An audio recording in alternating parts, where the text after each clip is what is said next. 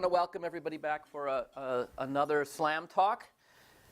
This is a little bit unusual one because it's going to be a bit of a summary about some of the things that have been going on since we first started, in fact, even long before we first started the Slam Talks. We are coming to the end of the term of the Learning Analytics Task Force, which has been going on for the last 3 years or so on campus. And I wanted to use this talk as the beginning of a summing up process. We have to write a bunch of reports about what's been happening and all of that. So I used the opportunity of putting this talk together to give me a chance to try and piece together some of the story so that I could try to remember it. This involved going back through my Gmail account to find some of the very first email messages that went back and forth and try and figure out what were we really thinking when we started this. So I'll share a little bit of that with you. I want to talk about some things that are moving ahead on campus that you may or may not have heard about yet, and say a few very general things about the future of learning analytics, not just here, but maybe everywhere. We start here with a Wordle. This is a word cloud that actually came from an EDUCAUSE Learning Initiative 3-day sprint that they held in the spring of 2012, and they just took all the words and they stuck them together. So of course, learning analytics comes out in student and so on course.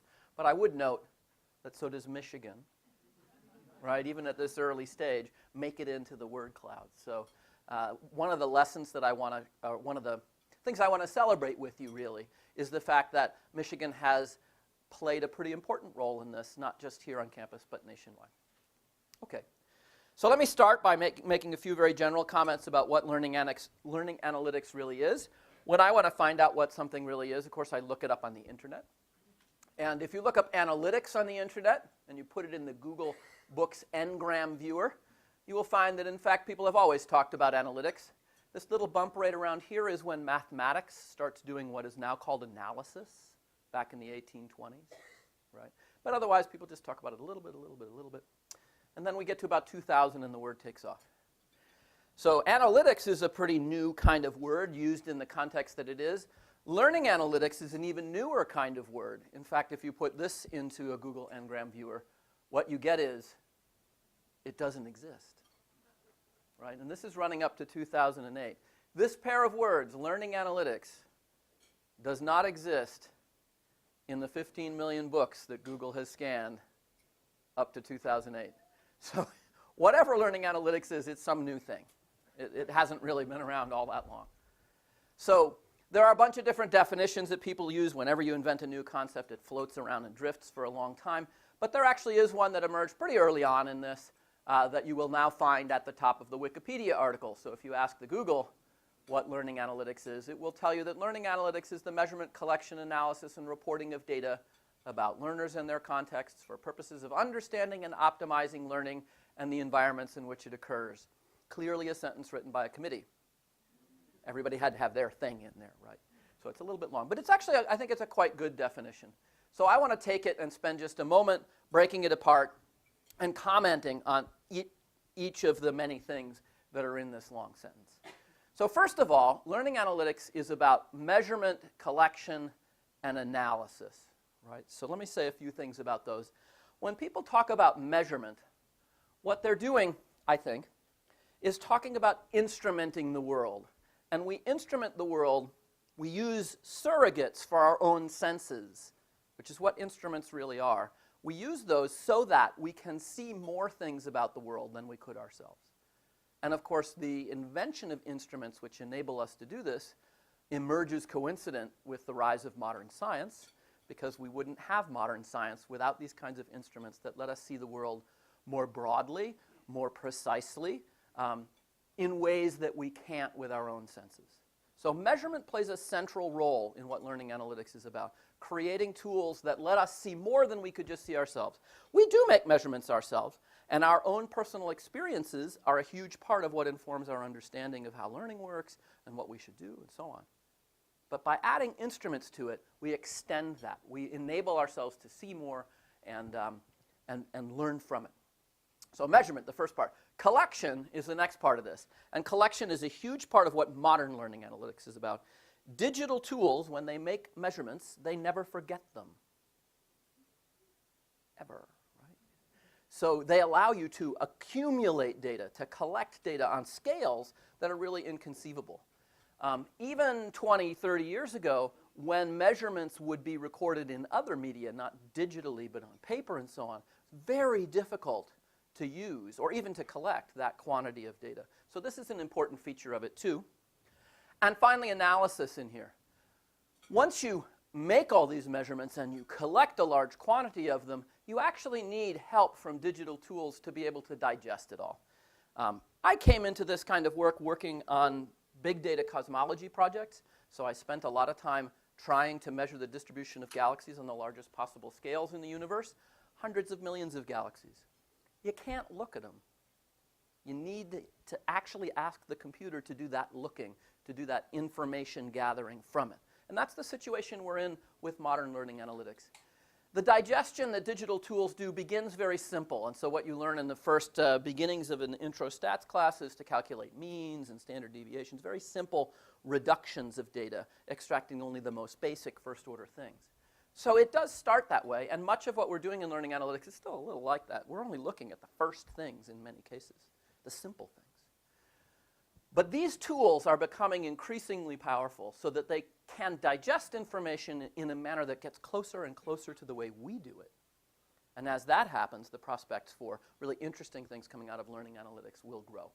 We will be using digital tools to digest information in more and more sophisticated ways. Reading text, watching videos, extracting meaning from things in a way that we're not right now. It's very exciting. We're on the cusp of it. Okay, so measurement, collection, and analysis. We spent 3 minutes on the first 3 words of data about learners and their contexts. Okay, so I have some things to say about this too. Data doesn't just mean numbers. Data is information, right? And so it can come in every kind of form. So a lot of times we're accused of turning people into numbers. That isn't really what we're doing. We're talking about gathering information. That can be text, images, videos, anything that we might sense, and many things that we couldn't sense. Right? So it's much richer than just numbers. The learners that we have are anybody who might be involved in the learning. So it can be students, whether they're on campus or off. It could be us, faculty members, staff members. Everybody in the community plays a role in what happens with learning, and understanding what all those people are doing might be a part of learning analytics. So knowing how academic advisors interact with students might be a key part of understanding what's going on in the learning process. So it isn't just pointed at students as well. And then understanding them in their context. So I think context is a crucially important thing in any kind of educational measurement. Education is a very complex social process, and we need to understand not only completely general rules, but also very specific things that have to do with our contexts. And so thinking about context might require thinking about teaching and learning in a broader way than just thinking about assignments and classroom and syllabi, right? It might be the kind of culture of the conversation that goes on in class. It might be the structure of the space, the way people sit in chairs, right? All these are things that might be relevant and which could be recorded and understood by thinking about data. Okay. So I really think that using instruments to extend our experience, that's the way I think about it. I'm an individual trying to understand the world. These instruments let me extend my experience beyond what's happened in front of me. So I can see things that are happening in other places. I can learn from other experiences. I can refine my senses so that my own kind of intuition about what that student in the 4th row, how they're doing, can be improved by actually adding data to it. And it can enable us to digest and learn from more than our brains can do. We each get only 24 hours of direct experience a day, right? So if you want to add to that, you have to have other things that bring it in. You can't do it yourself. And this, of course, is basically this is just science. This is what science does. So learning analytics isn't really that different from it. Okay, going back to the original text, for the purposes of understanding and optimizing learning and the environments in which it occurs. So there are dual goals here, I think. First of all, just to do understanding, to understand teaching and learning better. But then the purpose of it isn't just to understand, it's also to make teaching and learning better. So it's very important, first, to understand, but then to think about how to act on it. What can we do in order to do this? Re-emphasizing here context, the environment. I talked about this before, that learning is so context dependent. I don't think we expect to find universal laws of learning here. Even if we found something that was very widely applicable, that was true in many, many places right now, The world of learning is very social and changes constantly. Just to give one example of this, we've done a lot of work on personalizing messages to students so that they'll get a message that says it's really for you. And when this first happened a decade ago, people found those personalized messages incredibly powerful and seductive because they'd never seen anything like that before. But a decade later, people have seen a lot of things like that. In fact, they expect it. So the impact of the personalization by itself is no longer what it was. And that'll always be true, right? As we work to educate our students, the fact that you might bring something new to your class every year is kind of essential because otherwise it becomes stale and doesn't work in the same way it did before. So thinking about that as a constant vigilance, a need to be responsive to change. Okay?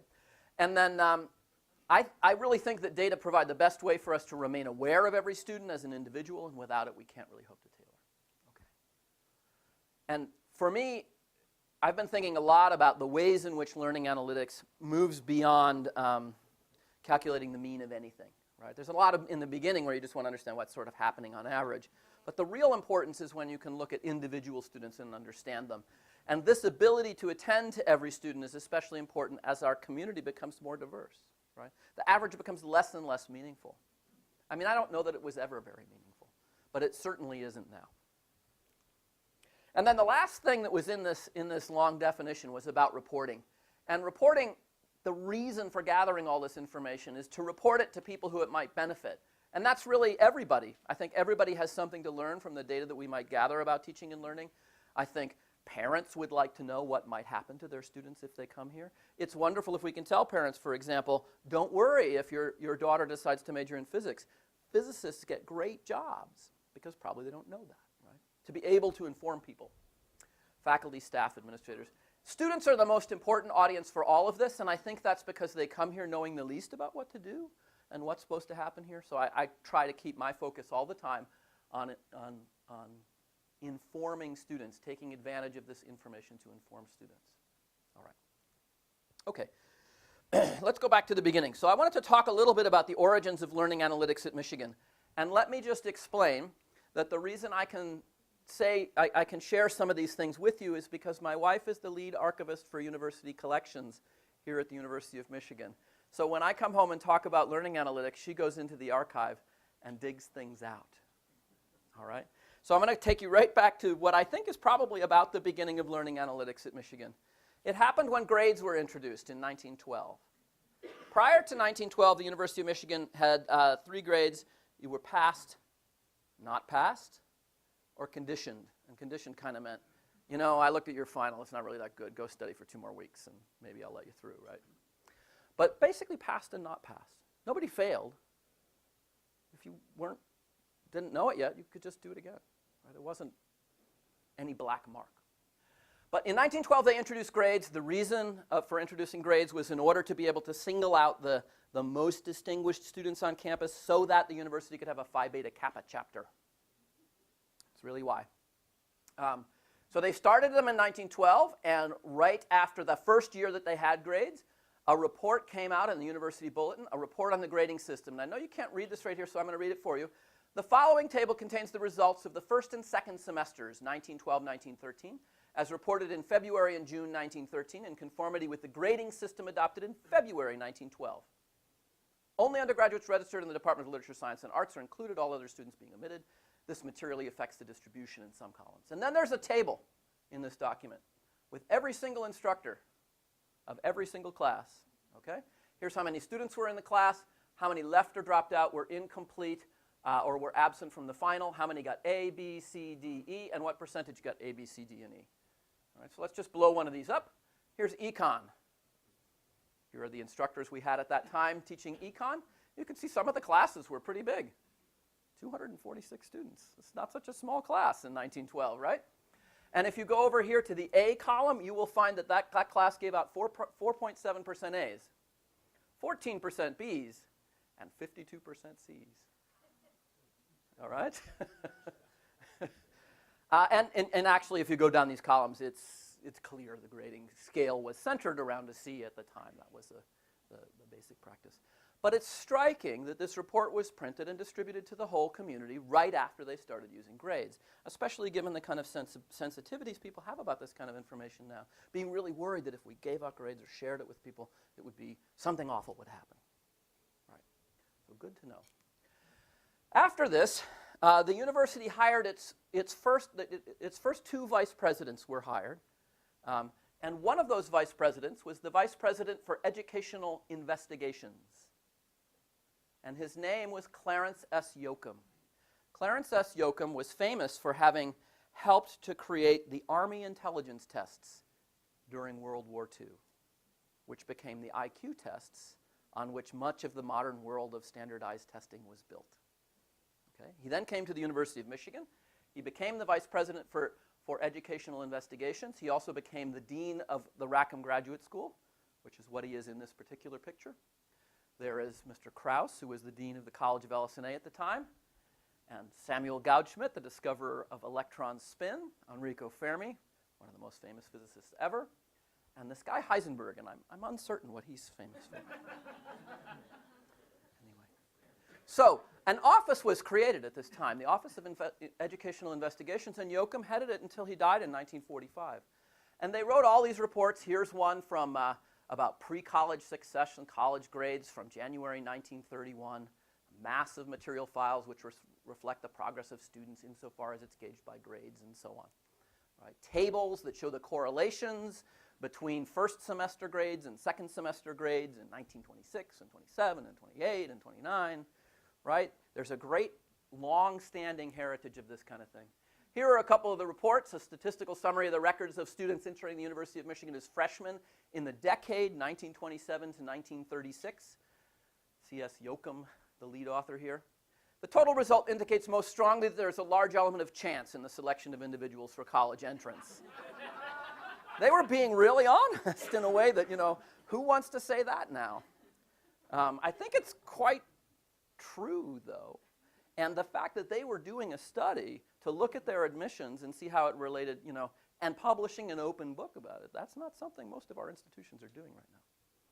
So this continued forward until Yoakum died in 1945. The last big report like that I have found is this one by Benno Fricke from the Evaluation and Examinations Office, which was at the time a part of CRLT. And it's called Grading, Testing, Standards, and All That. So the sort of tone of the university had changed a little bit. It was the 70s, right? And actually what the way the report reads really reflects that. He's kind of saying, you all should pay attention to this data. I know you think grades don't mean anything at all and all of that. But it's clear the university had kind of decided all of this stuff, all this number stuff, wasn't the right thing. We should be thinking about education theory. And, you know, it moved away from it. And it kind of stalled and went nowhere for a couple of decades. So Fricke's report marked the end of a long period of use of data on campus like this that began in the first couple of decades of the 20th century. But then something happened, ironically. Computers appeared on the scene, and they started, without us paying any attention, gathering a tremendous amount of data. Those digital things were measuring things in the world and just not forgetting, and it was piling up. And as it piled up, people on our campus in our IT organization realized they had to take care of this data, so they created a data warehouse in the mid-1990s. At the same time that this was happening, not only administrative records were being captured by computers, but we began to have our instruction be digitally mediated. So things passed through computers in the course of instruction and left traces. Those digitally mediated traces provide an opportunity to do new kinds of analytics. In this data warehouse, we piled up the complete academic information from admission to graduation from more than 100,000 students kind of sitting there in this archive ready to go. And around that time, in 2002, Gus Everard and some of his colleagues recognized the power of the data that was sitting in here and decided the first thing we should do is build an access portal, something that they came to call the Academic Reporting Toolkit in 2002. All right. I think of a couple of different things leading to the kinds of activities that we're participating in right now here on campus, and they both emerged in the middle part of the 2000s. So one side of this came about because we began to have so much more digitally mediated education. We built a learning management system, which eventually was course tools then became C tools, and it provided information about interactions that were taking place between learners and content. Were they reading these things? Were they downloading them? Between learners and learners, were they chatting with one another? Learners and instructors, leaving records, right? And so the Use Lab with Stephanie Teasley and Steve Lon and many of their colleagues began doing initial explorations of this kind of stuff, looking at activity data, understanding how people were using this, the very first things. In the meantime, there were several different things going on around the physics department. I've already mentioned Gus Everard and LS&AIT and their production of the ART Academic Reporting Toolkit 1.0, which provided access to information in the University of Michigan Data Warehouse. Many of us got our first window into the data warehouse from ART. It let us see what was there and get a sense of what we might be able to do. And then in about 2008, I got together with Gus and Dave Gertis in the physics department, and we started to look at our own physics classes to understand better how preparation affects performance in large introductory courses. At this point, I knew what we were doing here, Stephanie knew what was going on there, and Ann Vuri-Henke knew both of us, somehow. Who knows how. She said, you two have to have coffee. And she did. So Stephanie and I met to discuss exploring, seeing whether there were other people doing learning analytics here at Michigan, and we launched the SLAM seminar series. We did this with support from Rackham for a Rackham graduate faculty interdisciplinary seminar series. So we originally proposed a series of academic analytics seminars. We knew we weren't doing business analytics, so we called it academic analytics. But running a bunch of AA meetings didn't really sound that fun. So sometime around that time, and Steve probably remembers how this got in here. Steve, I think, suggested it would be learning analytics, because this word was just emerging at that moment. And Steve came up with our great logo, the SLAM seminars, right? So I actually, this is probably the whole reason for our success, is that we had a good logo at the beginning, right? So we started this SLAM seminar series, and this slide is from the first talk that I gave in the SLAM seminar series. The point was to bring together people interested in understanding our academic mission through analysis of data. Right, so we were this Rackham Distinguished Faculty and Graduate Student Seminar. And we had an email list.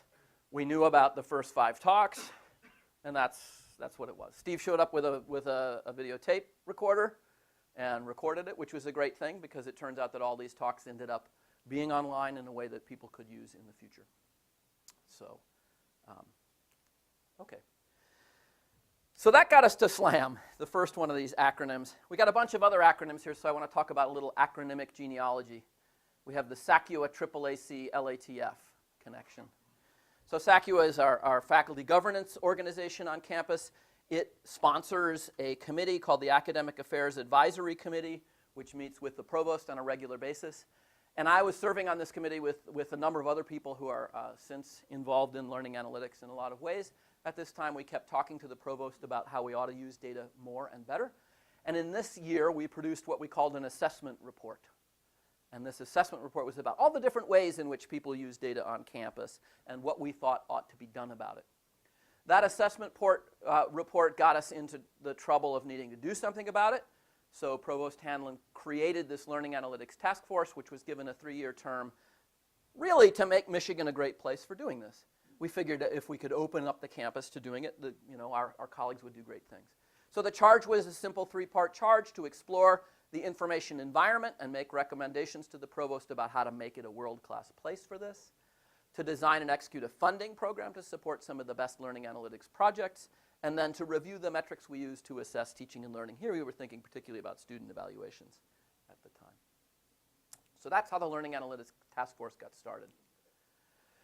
The members of that task force right now include a number of people who are here in the room, all people who've contributed in important ways to this process. Some of them are education researchers who brought a lot of expertise in that. Others of us are just teachers who come to it with our own interests. I've really enjoyed working with this group of people. It's been really fun. The first big task that I think we had for the Learning Analytics Task Force was to try and build out community for learning analytics at Michigan. And so the first thing we did was to adopt the SLAM seminars and keep them going. We asked CRLT to begin running them for us so that Steve didn't have to check out a videotape machine every week. And it's been very successful. Last year, SLAM had 662 attendees from 15 schools and colleges, and I am going to look up who the other 4 schools and colleges are and figure out why they weren't here, because they should have been. All the SLAM talks back to the beginning, including video, are online, and the talks last year got 9,000 plus hits. So there are people kind of all over the place coming and looking at this. We hear about that as we travel around the country and connect up with other learning analytics people as well. In addition to just getting a conversation going with SLAM, we knew that there were many people who wanted to be involved in learning analytics but felt they didn't have all of the experience that they would like to have. So we set up a slightly more intense community program called the Learning Analytics Fellows Program that we ran in winter 2013 and winter 2014. In both of those groups, we brought together 25 to 35 people to meet for a couple hours every week, talk about learning analytics, get a hold of some data, learn how to analyze it in different kinds of ways, talk about privacy, all those kind of things. And this was a great idea. It was a much better idea than I thought it was when we did it. Because what it meant is that all these people got together and did stuff. So we just generated a lot of activity. And many projects were done by the fellows. And they discovered a bunch of important things. And that helped us to understand a little better what the space was that's out there.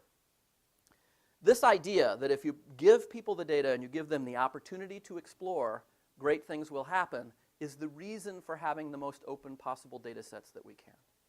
And it's one of the things we have to remember as an institution as we think about the concerns we might have in opening data. You know, there's always some risk in letting people go look at data. But there's also a lot of benefit that comes from it. And we have to make sure that we continue to articulate that benefit at the same time that people get nervous about risks. So I want to just talk about a couple of examples that I don't know have been talked about yet here in the SLAM seminar series. But before I do that, I want to thank all the people involved at CRLT and so on who have made it possible for us to have such a great seminar series and to do these fellows programs and all that. It is hard to express how powerful it is to have collaborators who can make stuff like this happen on your campus. As we travel around and talk about these kinds of things, that's the kind of question you get. How could you run a seminar series? Isn't it? You know, well, we have the resources to be able to do those kind of things here. So I want to talk a little bit about chemistry placement and about the Health Science Scholars Program. Just two analyses that I think are kind of taking some of these learning analytics things to the next level and doing them in a slightly more sophisticated way than when we first started. So let me first talk about chemistry placement. Kind of a complicated diagram. So let me see if I can explain this. This is work that Ginger Schultz and Amy Gottfried and Grace Winchell did as part of the Learning Analytics Fellows Program. They've since carried it on. At most universities, students start with 2 semesters of general chemistry and then take 2 semesters of organic chemistry. But Michigan, of course, is not most universities. So we don't do that. Students come in from high school chemistry and they go into a system that decides what they should do next.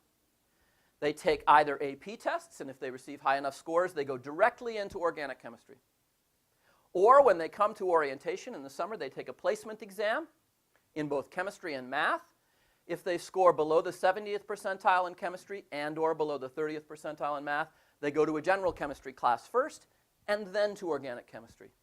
If they score well on these placement tests, again, they go directly to organic chemistry.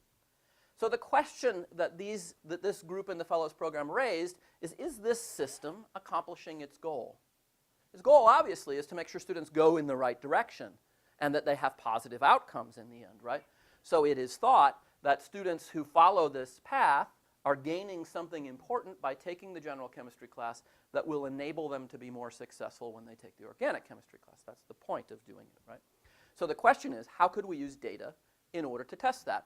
After taking organic chemistry, a lot of these students go on to take another general chemistry class, so you'll see a little bit about these 3 different classes. Okay? So the first thing they did was just to examine the data and understand who is being placed where. And there are 2 ways that students could be placed directly into organic chemistry. One is that they could have an AP score that is high. And when they looked at who is being placed directly into organic chemistry based on AP score, they found there were pretty big patterns across different ethnic groups on campus. If they then added to that whether they were placed into organic chemistry without the AP score, they find, again, very striking differences. So people are being sent in different directions in ways that are not universally spread across campus, and this is something that wasn't fully understood. So the placement system is not acting the same way on all groups that are on campus. Then they ask the question, all right, if the idea is taking Chem 130 will improve your performance in 210, then we ought to be able to look at your performance in 210 as a function of your placement test score and see that students who fell below the placement test score that would put you in Chem 130, they take 130 and their 210 grade should go up, right? That's the idea. People who don't take 130 won't see that benefit. So they did what's now called a regression discontinuity design analysis, very common in the social sciences now. It's a way of doing a kind of quasi-experiment. We did not randomly assign these students to one class or another. But in this region, right around the discontinuity, those students are really the same. Right? They're basically the same because there's noise in the test score and everything else. So when you see a jump here, it's as if you had taken some of these students and randomly placed them into Chem 130 and others and randomly placed them in 210. Right? And what you can see is that even if you draw continuous lines here, you can see there is a discontinuity there. There is a growth. And it allows you to measure how large that is. What is the benefit that the students achieve by taking Chem 130? There's a lot of details in the paper that they have submitted about this. But the basic story is that the grade students receive in organic chemistry is improved by taking Chem 130 by about 0.2 letter grades. 0.2 letter grades. That's real. It is not especially large, though, right? I think in many people's minds, they expected somehow, if you didn't take this, it would be a disaster, right? You'd be way lower. But if you look at this, you can see it would be 0.2 letter grades lower. It wouldn't be that different.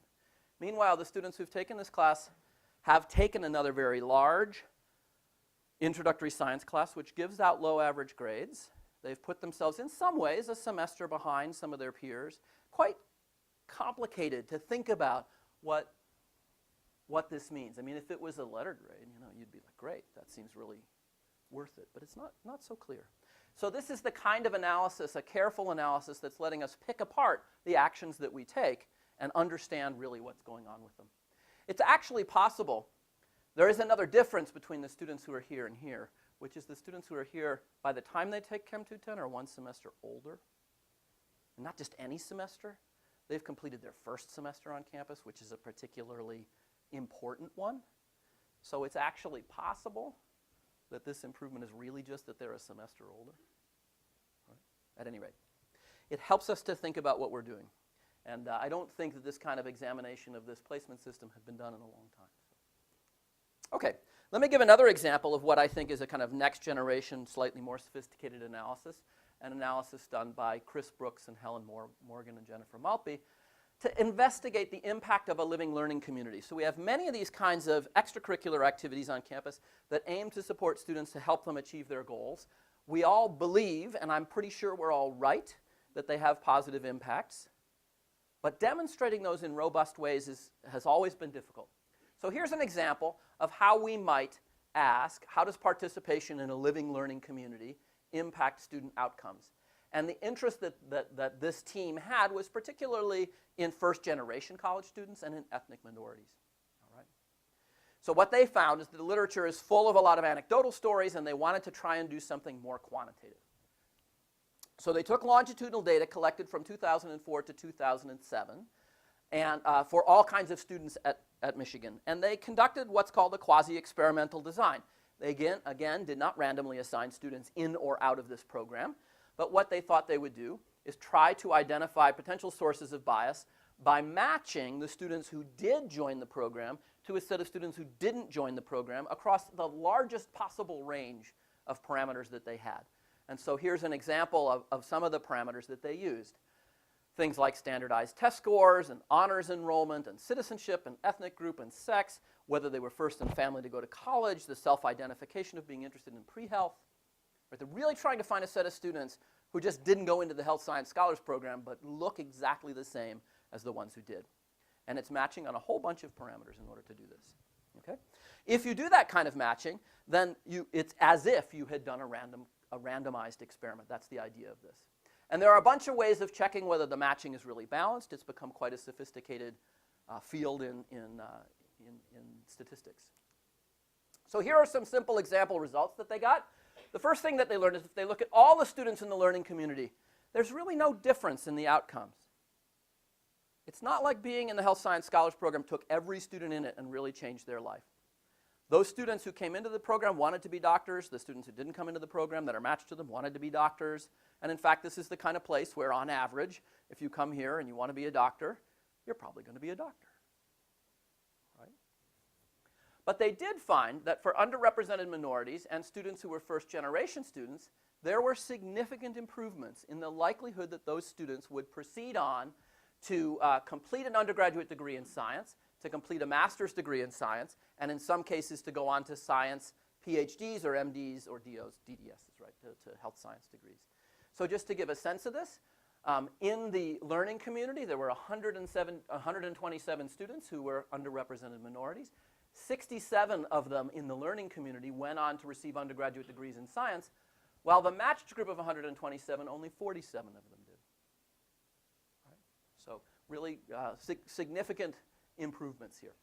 So the Health Science Scholars Program can now show that it significantly increases the likelihood of going on and getting a STEM degree, or going on and getting an advanced degree in the health sciences for underrepresented students and students in first generation students, right? Powerful thing. You can see how this kind of tool could be easily applied to all kinds of programs on campus, right? They have to be done carefully because this matching process is not completely trivial. You have to make sure you can really do it. But it is a powerful tool that we really should be using all the time. Okay, so those are a couple examples of things that came out of the Learning Analytics Fellows Program that are really coming to maturity now. It's really nice to see. This is kind of a funny story, a funny part of the Learning Analytics story. When we started it in 2010, no one knew this word MOOC. Well, actually, that's not quite true. There were a few people in the world who did, but I don't think anybody on this campus was much talking about them. In the beginning of 2012, Michigan joined Coursera as a founding partner, one of the 4 founding partners, which were quickly swallowed up by the several hundred other partners that joined. Since then, Michigan's taught courses enrolling a couple million people. It's a great number. About 10% or less than 10% of them complete the class in the way that we would think of completion in an online or in an on-campus class. Interestingly, we've now done a bunch of work to try and look at what's happening with MOOCs, and it turns out that the MOOC environment isn't actually as good for learning analytics in many ways as the on-campus environment. And it's because people just drop into a MOOC and then they disappear.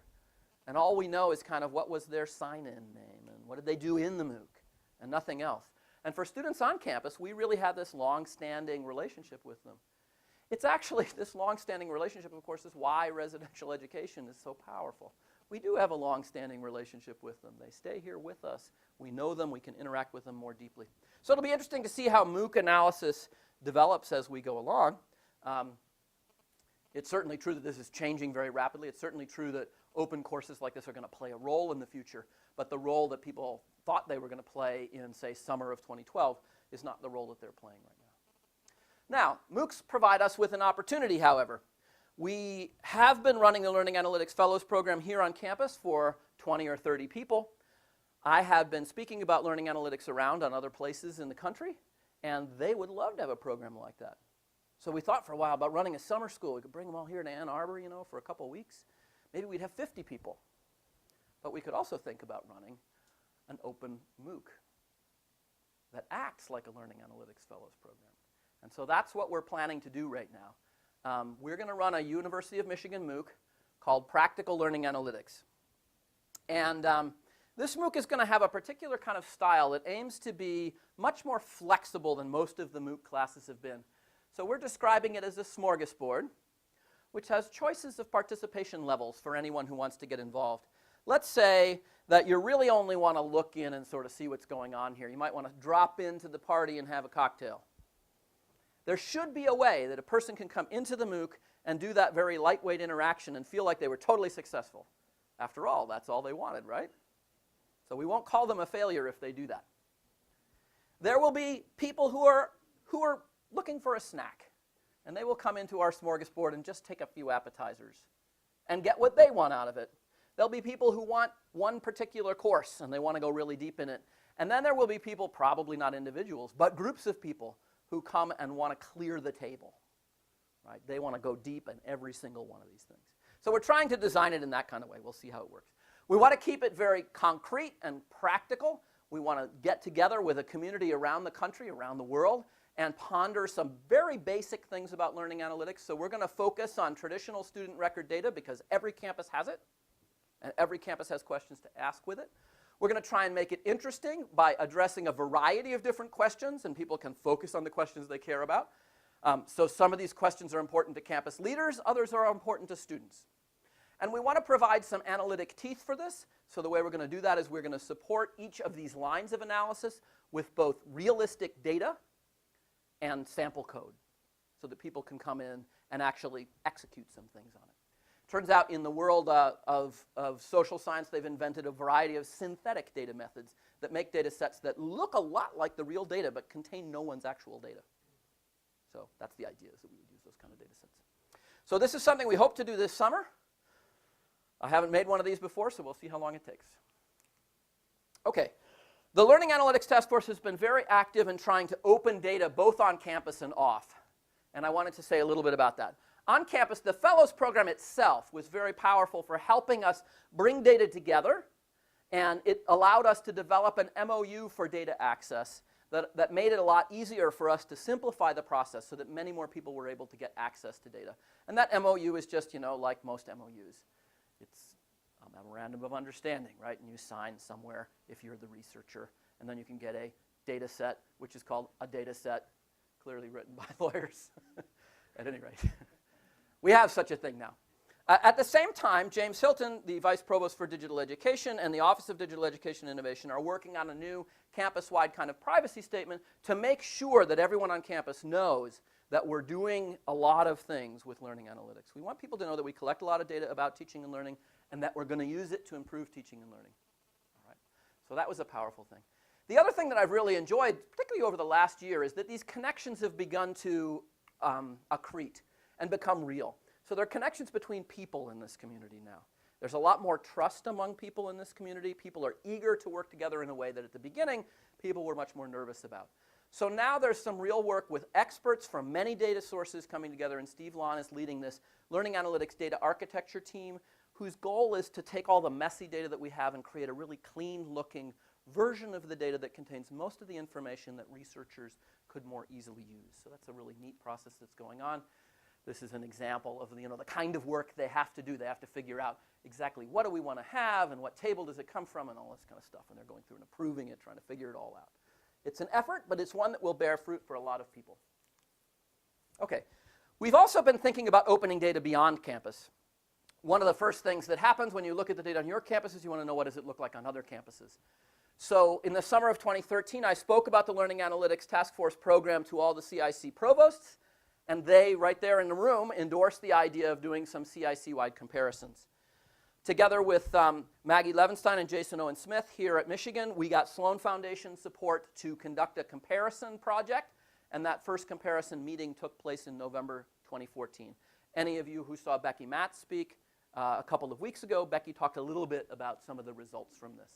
It allowed us to make comparisons of some simple analyses across a bunch of campuses in the Big Ten. And right now we are working on a paper based on maybe we'll have more, at least 5 institutions looking at grade penalties and gendered performance patterns across them all. And I want to show just one example to give you an idea of what that looks like. These are all figures that compare some course on some campuses, and I won't tell you which course or which campuses, except this is Michigan. And what you see shown here are the grades received by male students with a certain GPA and the grades received by female students in that class. The gender performance difference in that class here at Michigan is 0.32 letter grades. On another campus, it's 0.31. On another, it's 0.3. On another, it's 0.36.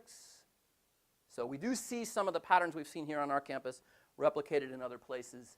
And that's telling us something that we didn't know. That it isn't just our campus or our student body. It's something else. I believe something about the structure of the way we teach these classes on all of our campuses. Okay. We are now considering taking this to the next level, and the CIC organization in particular is very excited about this, building a multi-institutional data set that really would provide a total picture of what research universities are about. So learning analytics data, student teaching and learning data is a really important part of what we do at a research university. But so is research, right?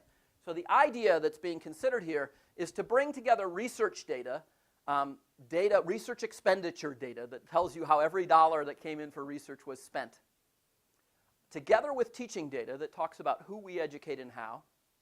And if we put these data sets together in the Institute for Social Research, it is quite possible that we will be able to unite it with administrative census data and know where everyone who either worked for us in research or studied with us as a student goes and is employed and how much money they make, right? This would be something that universities have never had good access to.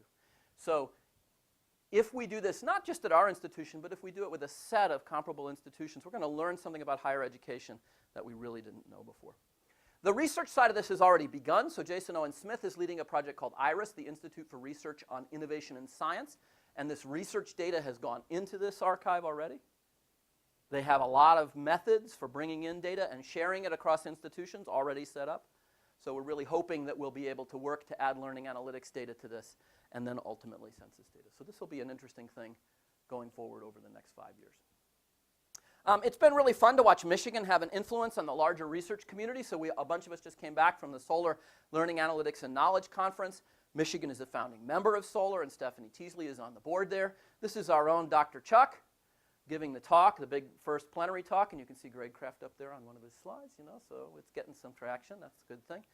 At this conference, there were a bunch of us there from Michigan, and we decided we wanted everybody to know there were a bunch of us there from Michigan, so at the poster session, we had a maze out, and everybody wore a yellow T-shirt, walked around, and made everybody who didn't have a yellow T-shirt feel like they wish they had a yellow T-shirt.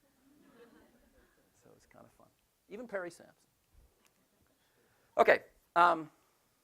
I'm running a little short on time, but I do want to say something about putting the data to use.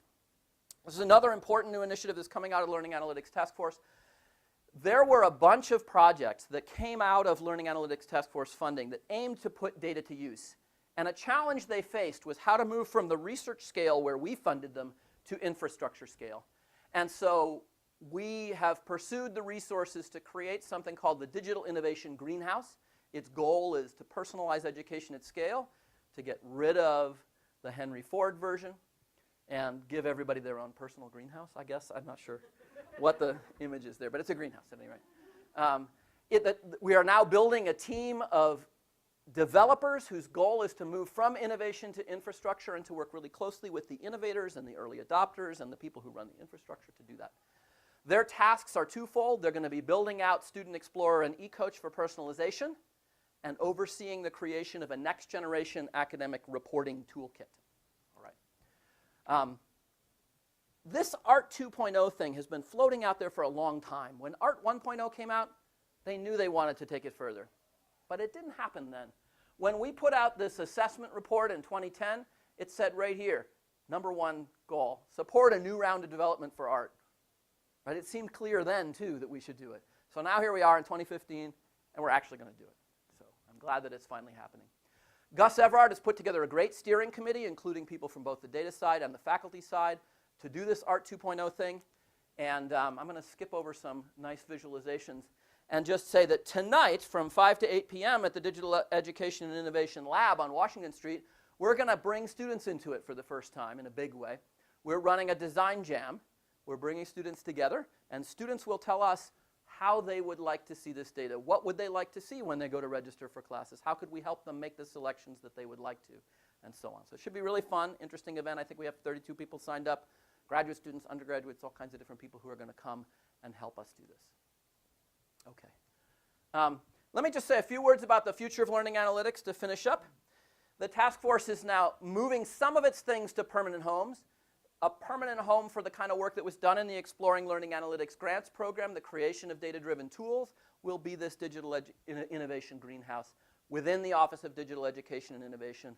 I like that we now have a campus-wide place to put this really clearly, instead of trying to do it within LS&A or within the College of Engineering or whatever. That's really nice. Learning analytics research will remain a little bit more wild on campus because we all do research wherever we are, right? And there will always be people doing it wherever they are. But a couple of places that will provide focus for that, one of them, I believe, will be the Michigan Institute for Data Science, what's coming to be called MIDAS. It's just an emerging thing right now. It's likely that a piece of it will involve doing learning analytics research. But there are a bunch of other communities that existed even before this process, like SEERS, the Causal Inference in Education Research Seminar, and so on, that will provide places to do this kind of work. And then there's a larger community that we want to connect to. Perry Sampson has been running he's trying to create a kind of a business incubator in his space from the lecture tools environment over on Liberty Street. So we would really like our campus to have those kind of industry connections to this kind of work too, not just do this stuff for ourselves on campus. So that's one way we'll have connections. Of course, we have connections through things like Solar, and we hope that this Practical Learning Analytics MOOC will help as well with that. What are my own kind of focuses in here? The real dreams I have about this is to get beyond the kind of work that we're doing right now and use learning analytics tools to educate people in ways which are once impossible. So I mentioned briefly Gradecraft. Gradecraft is a wonderful tool. It allows us to teach in a different way. By helping us keep track of information, helping students keep track of information, it enables us to teach in a flexible, adaptive way, which gives students a lot of agency while maintaining this kind of really attentive assessment, keeping track of them, right? We couldn't do that without this kind of system. That's why we didn't do it in the past.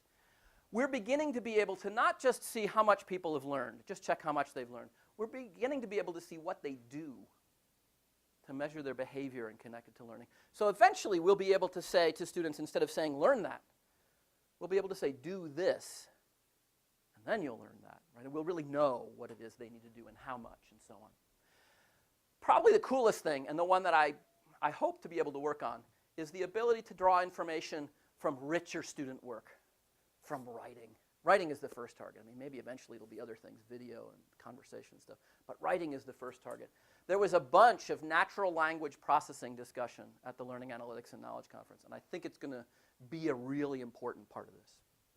And then, of course, there's the opportunity to provide perhaps MOOC-like remote, free, and asynchronous education for people that isn't MOOC-like now. MOOC-like now is like everybody's the same. So clearly, we'll be able to do things that personalize that kind of massive education as well. And that's the time when you might start to see, you know, the kid in Bangladesh learning to code in a way that the MOOCs don't support really very well right now. So I'm really excited about that too. And I will stop there because we're out of time. Thank you very much.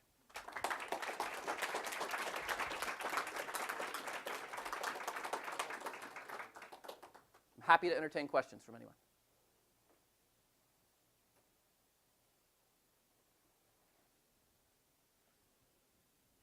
Rachel. What's one thing you wish you could have seen the task force get done in the last 3 years that isn't quite where you want it to be?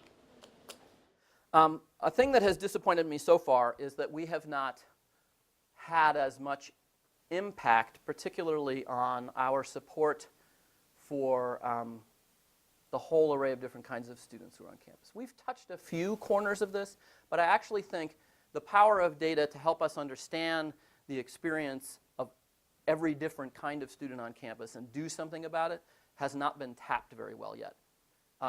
That is partly because of kind of a caution that people have had of not wanting to do the wrong thing in that space either.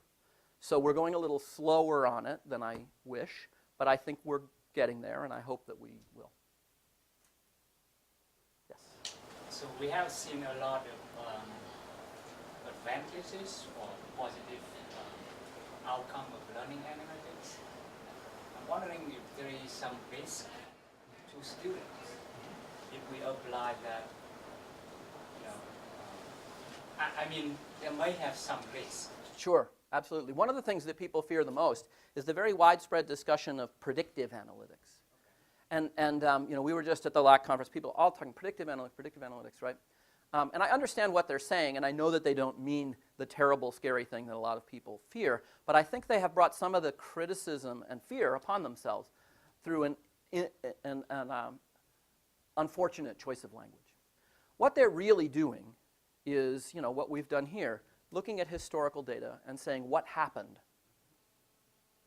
Now, there is a step of inference going from the historical data to saying that is what's going to happen in the future, right? But what I think as instructors or people supporting education, what we're really doing is saying, here's what's happened in the past. If you were to behave the same way all these students did, this is what would probably happen, right?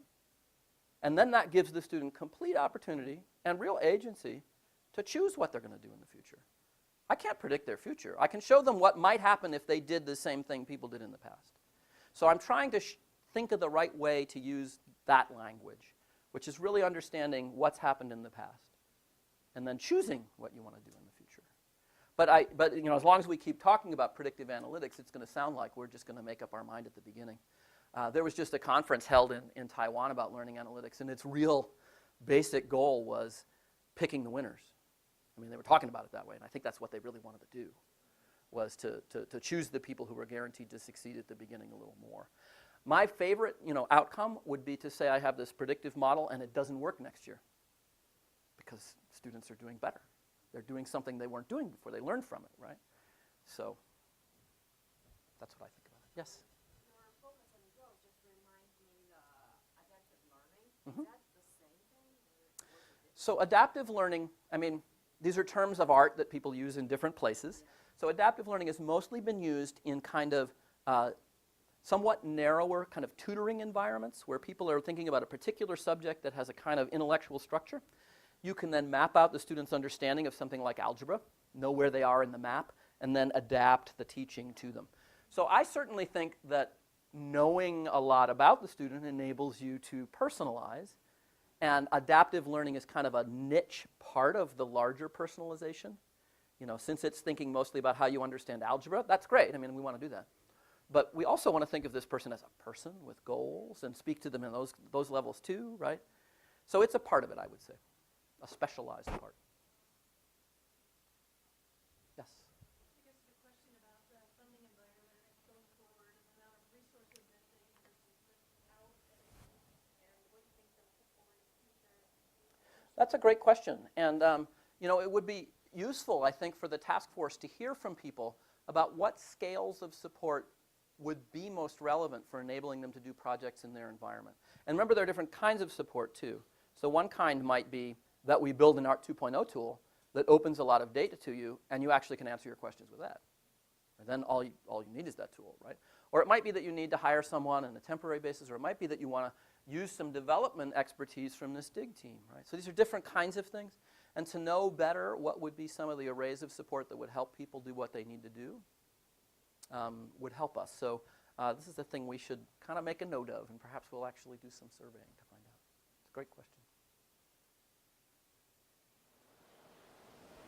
Yeah, besides providing more opportunity for agency by the individual student, what do you see as the future of the institution using the data to change some of the structures? For instance, stereotype threat doesn't necessarily go away in a classroom just because the student chose to do certain kind of reading before the lecture or something like that, and it might still impact those grade disproportionate lowerings that you showed Right. us. So the gender performance differences that we've seen have begun to lead to action on our part. It's a difficult space for us to make changes because there are these huge classes that have this really strong kind of tradition about what it means to be a physics class, for example, right? So if we're going to switch to a different form of evaluation in those classes, we have to convince a big community of faculty that that new form of evaluation is equally valid, right? It's not completely trivial. But there is a change that's already taken place in physics, and I don't know everything about its outcome, but I do have one positive sign. Stereotype threat is particularly powerful in high-stakes circumstances. So right now our exams are given in the evening.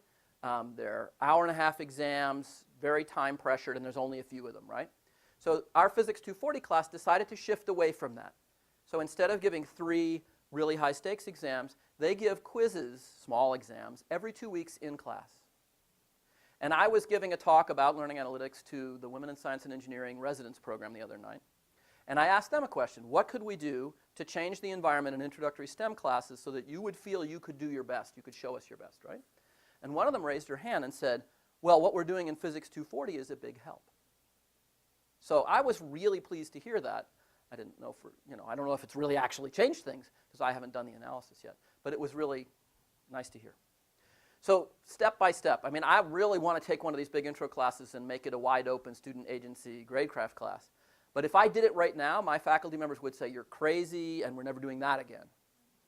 So I could do it for a term or two until they took it away from me, but right, I wouldn't be changing the culture. So we're trying to figure out how to shift the culture. Oh, there were a couple other questions. Jerry, you have something. I was going to ask about the other institutions that are engaging with this, and as you are traveling around and presenting and talking with them, do you see that as something that's continuing to grow in the community, or that it's and naturally and really broadly? Right, so the conversation that I had with the CIC provosts, I've been back to them I'm going back to them again in June. But I also was asked to come and talk to the AAU provost, so that's 67 big research universities.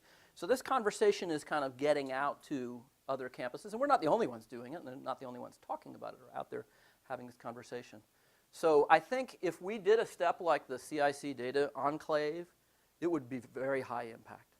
If our institutions could open themselves up to that kind of reasonably open investigation, it would set a standard for, you know, for everybody.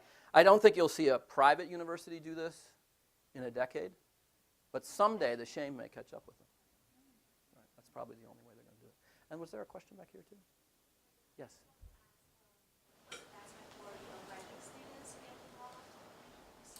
Sure. It's a great question. What's the pathway for graduate students to get involved? So we have lots of graduate students involved in these research projects. In the space where the projects are more on the research side, there are lots of graduate students working on them. So I would say you can get in touch with me and let me know what your interests are, and I'll try to connect you with people who are doing related things. A larger goal that I have, I guess I didn't really get to mention it here, is that what we do at Michigan is a giant experiment in education. Every day we experiment with students. And if we're paying attention when we do that, we can learn from those experiments and share that knowledge with the world and improve what we do. So I like to think of what we're doing by making data available through learning analytics partly as instrumenting the experiment, so that whether you pay attention or not, we're actually gathering data in there that could be used to understand what happened. So let's say you change something in your class and you want to know, was it different this term from last term? We have the data from last term and a decade ago, and we have the data from this term, and you didn't have to do anything to get that. Right, it's actually already there. So the idea that as we have our activity instrumented in this way, it becomes possible to do experiments and understand what their impacts are. All right, well, let's thank Tim one more time.